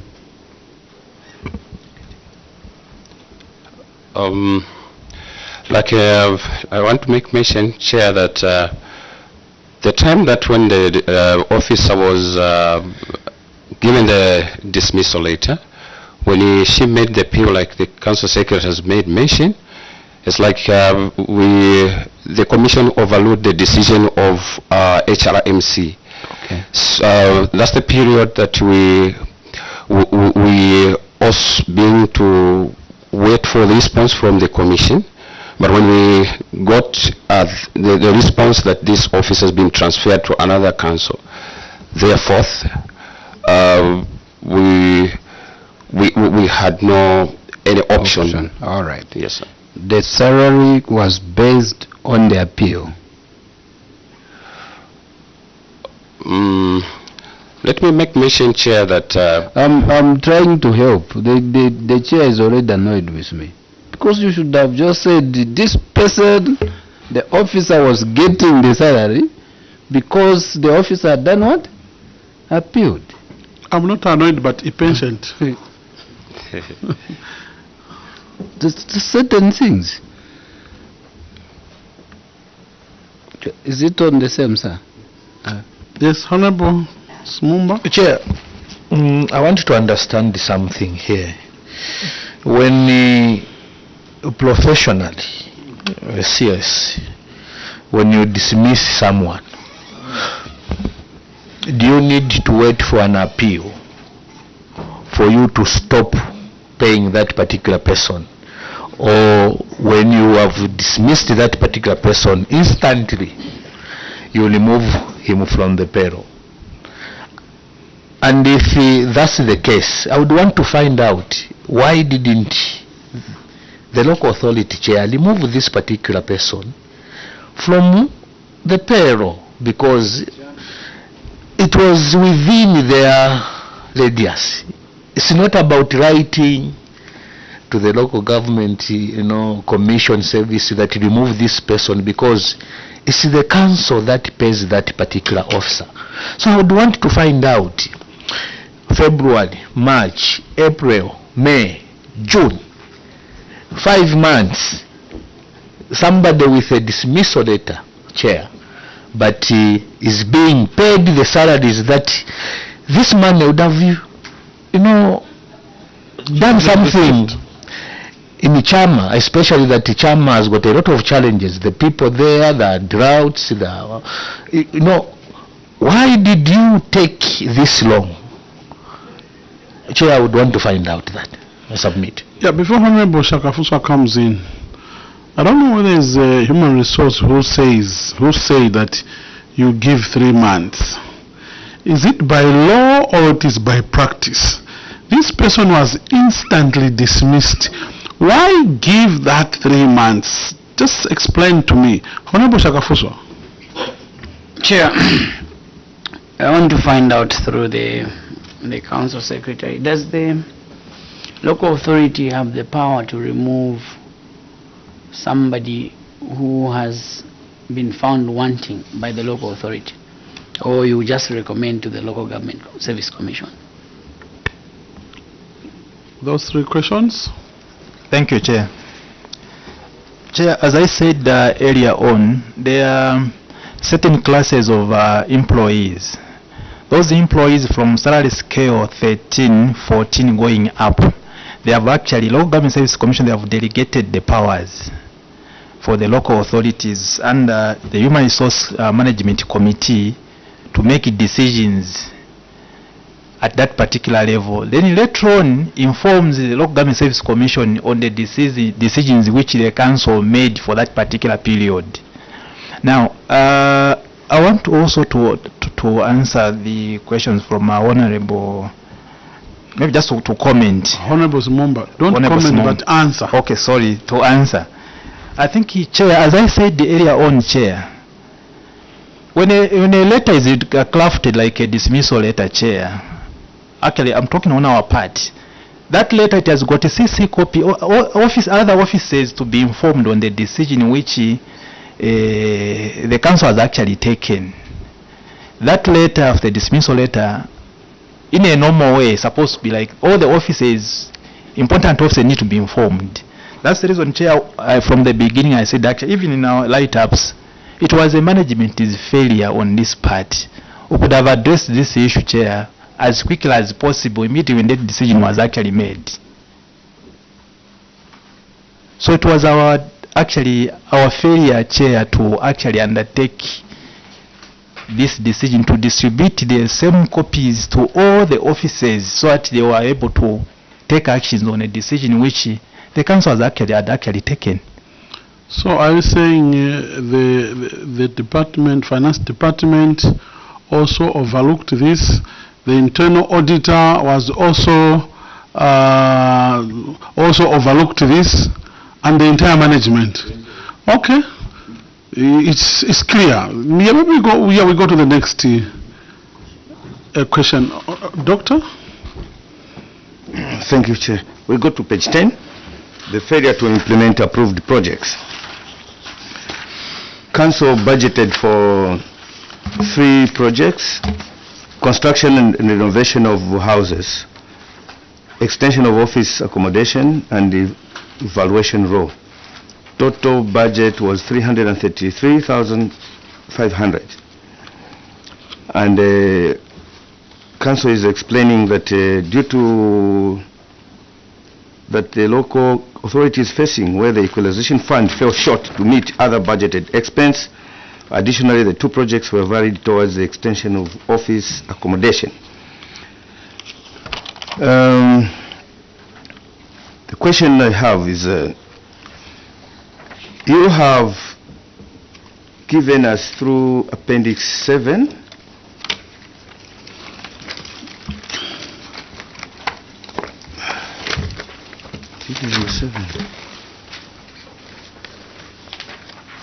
Yes, Appendix 7, there's a picture. Pictorial status of the old office block. So there are 2 photos. And Appendix 7. Appendix 7? Yeah. There are pictures of two pictures showing the old office block.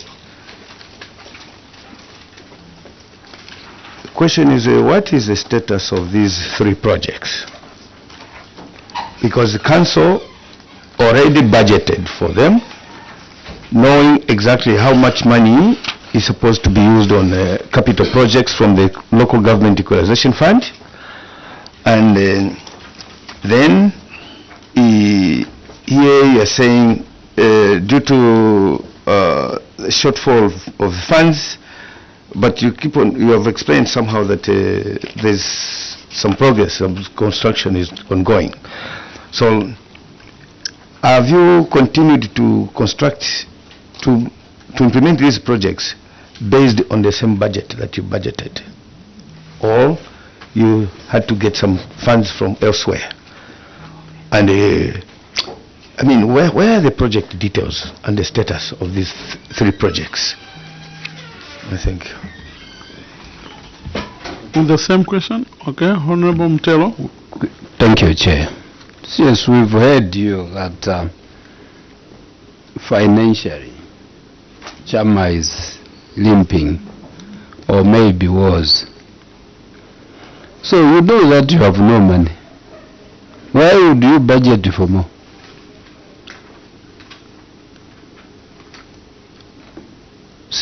Simply put, yes, you may want 3 chickens, but you look at your money, it does not even equate to buying one.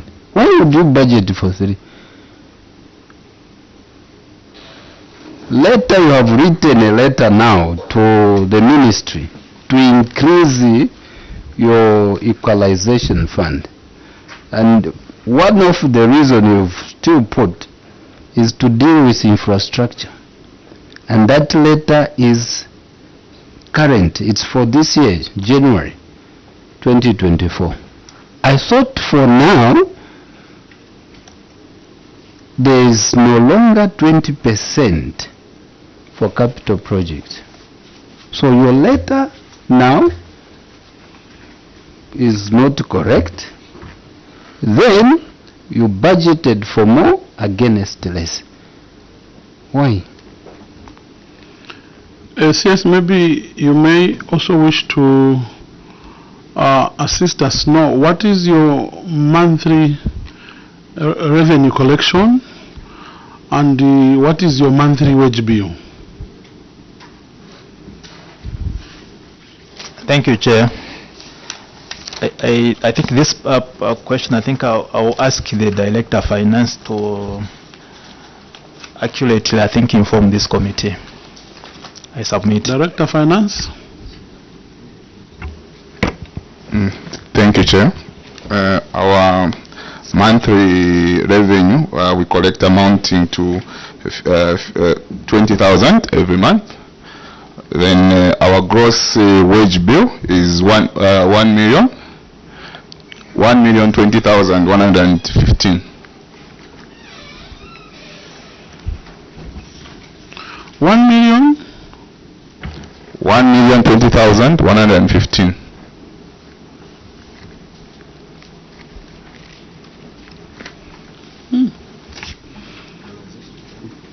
How are you managing?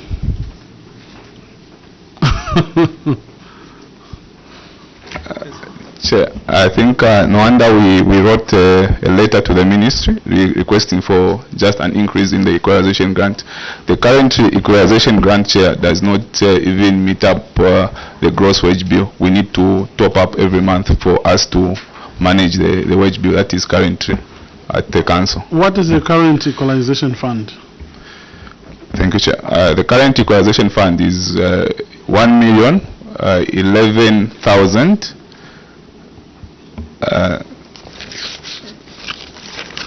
1,011,982.41. So we have a question now from the doctor here.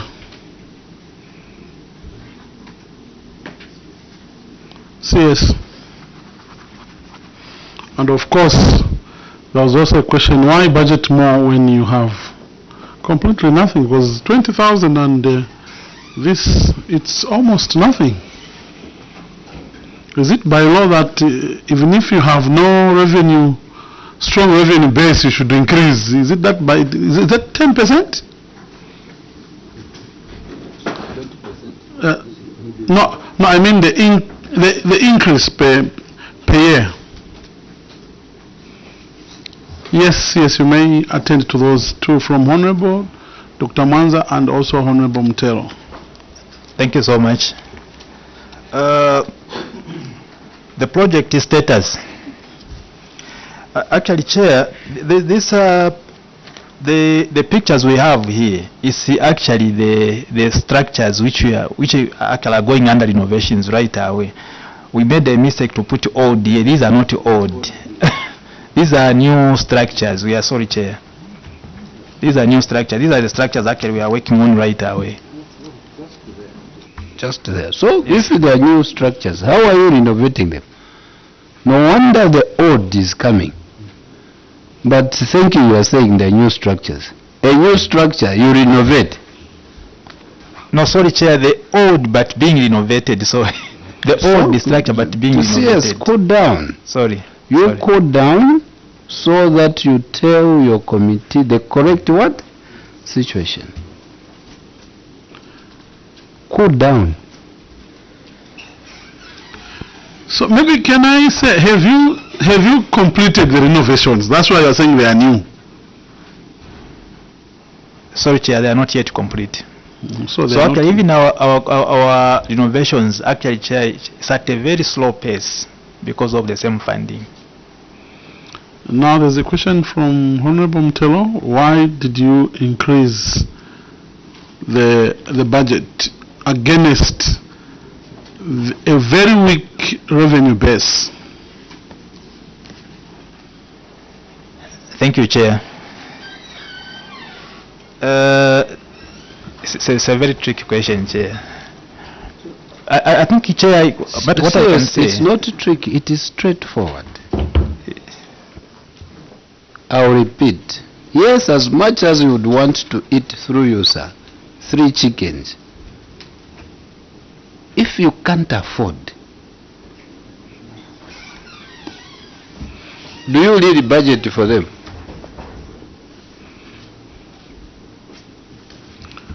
Would I be wrong then to suggest that Chama exists to provide employment to the people and not to provide services and goods to the people of Chama?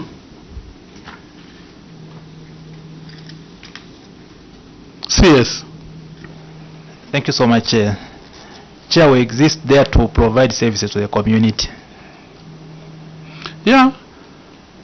But looking at what you collect per month and just the wage bill, this is what I'm saying. Would I be wrong to suggest that you are there just to, or it's created for employment but not to service the people? Honorable Simumba, another question. Yeah, thank you. That was just for you to take note. Page 8, Chair.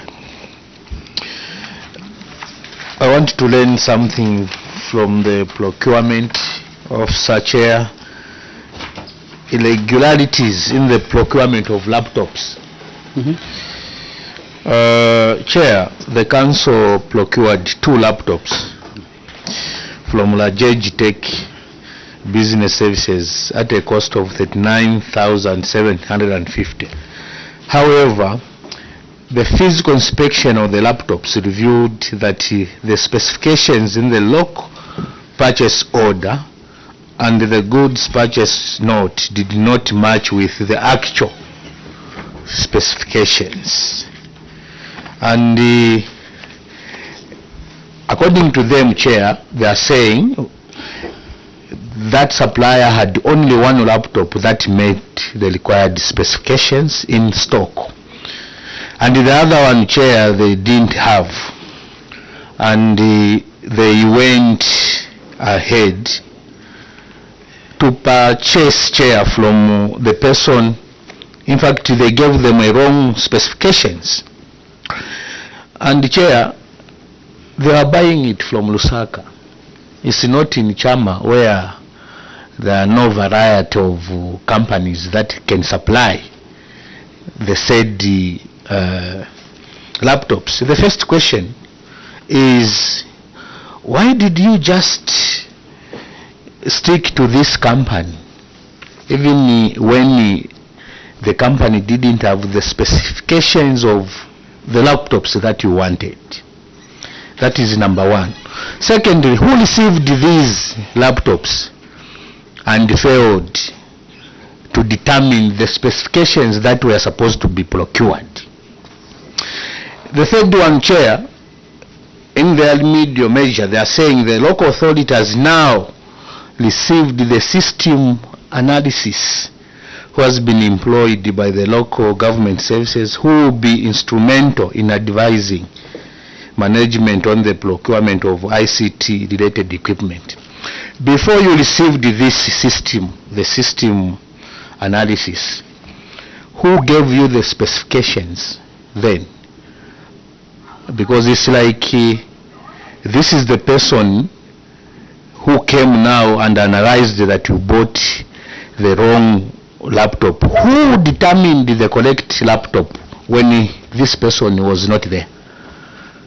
I submit, Chair. Thank you very much. Those are the last questions. Yes, we are running out of time. But just remind me whether I remember in the last sitting we interrogated over this issue of buying laptops which were not supposed to be correct. If it is the same charmer, we may decide to maybe overlook the first question. If it's not, as you are shaking your head, then respond to the three questions from the Honorable. Then we quickly call. Please be very short in your responses because we are running out of time. Thank you, Chair. The spec, Chair, for the laptop were given by the end users, which is the finance department. Why only considering one company? Yeah, but serious. Why I'm saying you should be very short. Yes. You should not minimize to that level, because now you know for sure that your members will ask why.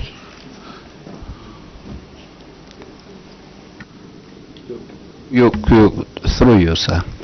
Like you've just said, the finance gave the specs. When they received, they never saw what they had given. Thank you, Chair. Maybe I may ask the finance director to answer this question direct. You, the finance, you give the specs, eh? Now you receive different specs. You don't see, you wait for external auditors. Yes, you may respond. Thank you, Chair. I think there was an error from us as the end users, but having acknowledged that error, Chair, we ended up, I think, writing to the supplier in relation to the same, so that it gives us another laptop, because the amount, the sum we paid were according to those specs. I think according to the correspondence that we have put through, we wrote to the supplier. The other two concerns from Honorable Sumumba.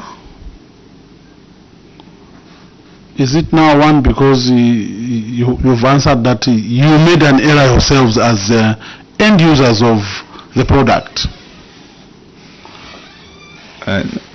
We, like I've admitted, Chair, yes, we didn't check the specs after we had received the laptops, but having realized that those laptops, that laptop did not meet the spec, we ended up writing to the supplier. Unfortunately, I cannot stop my vice chairperson to ask a question. Thank you, Chair. I'm just getting a bit worried listening to Chama Council. Obviously, when you order or purchase goods, especially electronics, you receive these goods without checking. I would assume Director Finance, the moment the items arrived, especially that the specs were coming from you, you would have immediately opened it and checked. So it means as a council you are receiving unchecked goods, which is tantamount to loss on revenue on a council. So for me, Chair, I think their answer is not satisfying. You cannot receive electronics without checking the specs. It's like I order a 21-inch television. Automatically, when a 19 or 15-inch whatever, it will show. And obviously, by virtue of having put specifications, you had an idea on what kind of electronic or item was going to be there. But I think it's directly deliberate by the council. And for me, I think the answers are not satisfying. There's no way you can receive, because you should have objected and sent it back immediately. But you open it, you receive it, and then when there are these queries, that's when you say. And I think, Chair, also the issue of we acknowledge fault, I think we're not going to help the councils. Because I think now it's become a norm where we're just going to say we acknowledge and we move away. This is taxpayers' money, we are heavily taxed, and I think the people of Zambia deserve better answers on why there is loss of revenue and negligence in the councils. So I think maybe we should move a step forward, because I've been observing every council will just say, no, we acknowledge, and off it goes. So for me as a committee, I think we need to do more. Even the councils need to do more. You know, for me, I find it that we're cheating ourselves. It's like I've done something wrong to my parents. I know my mother will just say, I'm sorry, and she'll let me go. So I think we're not doing justice. Ministry of Local Government, can we do something better within our councils? Thank you. Thank you very much, Chair. Now that the Vice Chairperson has wrapped up all what I needed to say, you've heard for yourself. We don't want Chama to be a district that is created to create employment and not to deliver services and goods to the people. Having reached this stage now, I remove the immunities that were given unto you so that you can enjoy other immunities as an ordinary Zambian. Thank you very much. You may take leave as we immediately call another witness to come through.